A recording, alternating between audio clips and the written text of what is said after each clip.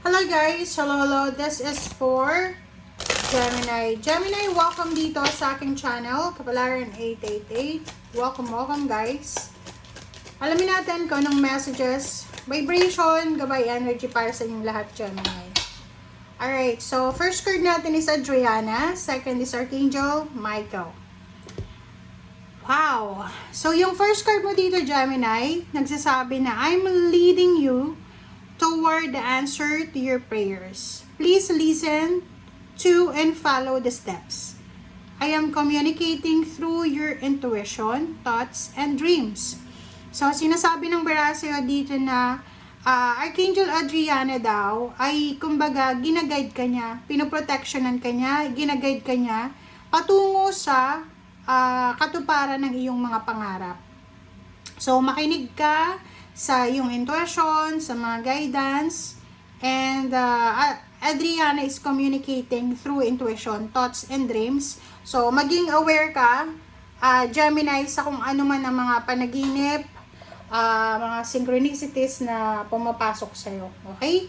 Next is Archangel Michael. Archangel Michael.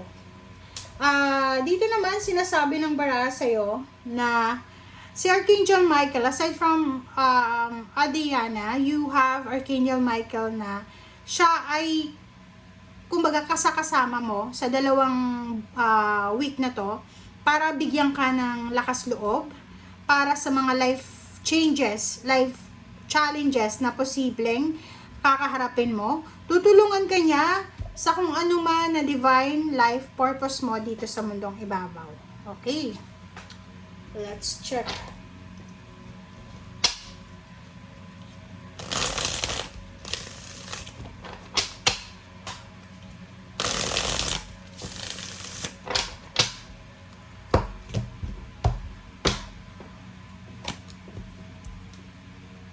Okay, Wheel of Fortune, Six of Cups, Five of Wheels, OMG, Five of Wands. Bakit may mga gulo dyan? Okay.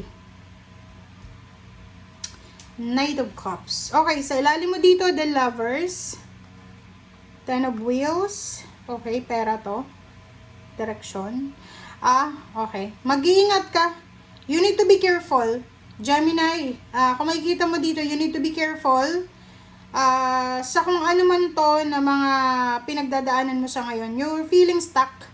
Pakaramdam mo, you're feeling stuck.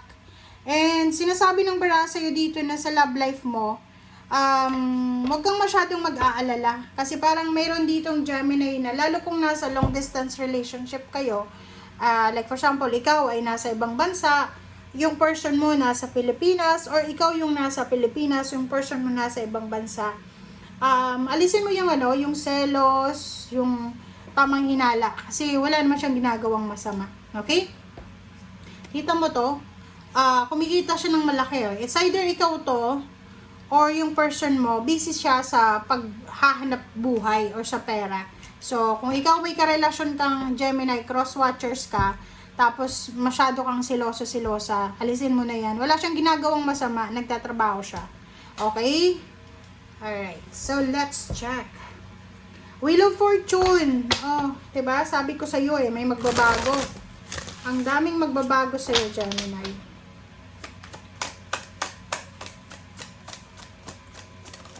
Okay. Gemini, sinasabi ng bara dito na ihanda mo yung sarili mo. Prepare yourself kasi may magbabago dito. So, like for example, you will receive a lump sum of money. You will receive a payment, sa payout, sa bonuses na sobrang malaki talaga. And possible na makatulong to sa'yo para makapag-save ka ng maraming pera. Like for example na may pinaglalaban ka sa kumpanya against sa pang-aabuso, ganito. Posibleng makatanggap ka ng settlement. Malaki siya, is either millions, depende sa kung anong currency siya. And sinasabi ng Four of Earth na posibleng makakatulong yan sa'yo para makapag-save ka ng pera.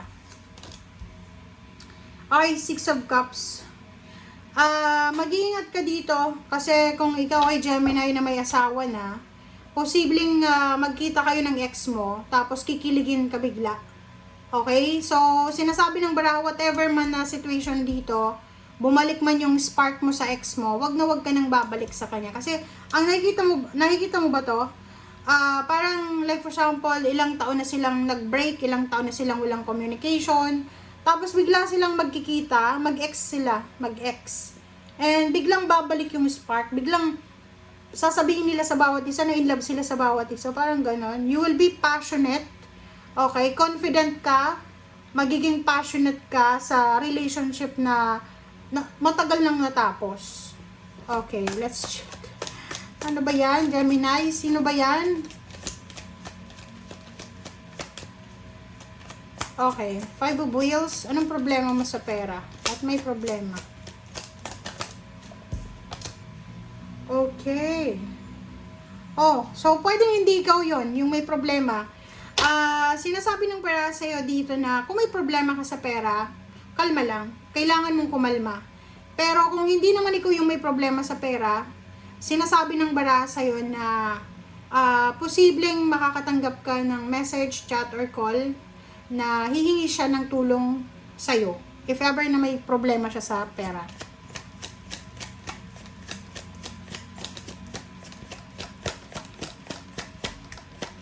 Okay, 5 of Wands. Anong gulo? Anong away? Anong issue? Okay. Okay. So, nakikita ko sir dito, may mga Gemini na nahihirapan na mag-apply ng trabaho. Maybe you are fresh graduate or pwedeng galing ka sa panganak, 'di ba? Pwedeng kakapanganak mo pa lang tapos bumalik ka na sa trabaho. So, parang nakikita ko sir dito na overwhelm ka. Na-overwhelm ka sa bago mong task or na-overwhelm ka sa bago mong nakikita. Ganun talaga eh, 'di ba? Pag matagal kang hindi nakapagtrabaho, parang pagdating mo sa opisina, kung nag-opisina ka, parang feeling mo iba, 'di ba? So which is normal siya. Nakikita ko sa'yo dito na medyo competitive. Nakikita mo or nararamdaman mo, lahat naman tayo nakakaramdam ng ganun. Ang daming unemployed ngayon, medyo competitive ng mundo. So nakikita ko sa'yo dito na yun yung pwedeng problema mo ngayon, yung competition sa paligid mo. Tingnan natin, ano bang Knight of Cups? Sino ba yung mag-o-offer sa'yo? Sino ba yan? Water sign, Pisces, Scorpion, Cancer, or sino ba yan? Pero kung may problema ka, diba? Kung may problema ka naman, dalawa yung conflict dito eh.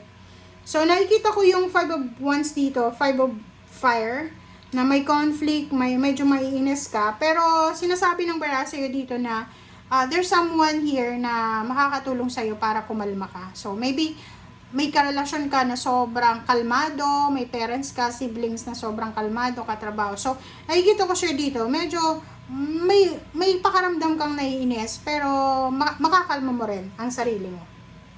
Okay? So, yun guys ang sinasabi ng bara. Thank you for watching. Bye!